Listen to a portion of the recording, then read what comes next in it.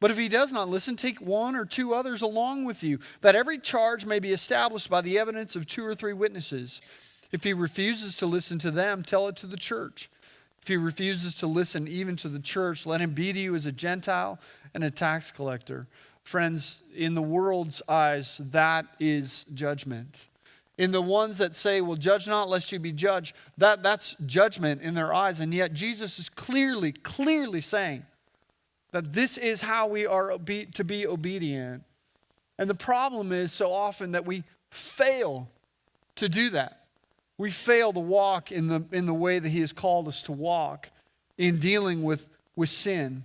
If we were to do that, we would be the church that God has called us to be, in a sense. Our problem is often that we... Does need another? Oh, we're good? We're good. I'll keep going.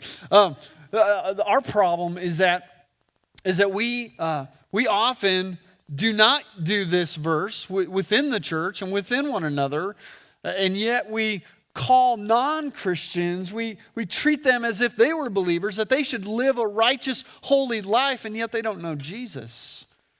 Our responsibility with the world outside of the church, as Paul says in Corinthians, it's not my responsibility to judge, in a sense, the outside world. We are to preach the truth in love. We are not to be judgmental, as Jesus is going to say in a moment. As we'll see, that's what this verse means. 1 Corinthians 5, Paul addresses the fact that the church is not judging as they should, as they rightly should. 1 Corinthians 5, 3-5, he says, for though absent in the body, I am present in spirit, and as if present, I have already pronounced judgment on the one who did such a thing. Now, if you look at the context, you'll find that what happened was that there's a man in the church who's living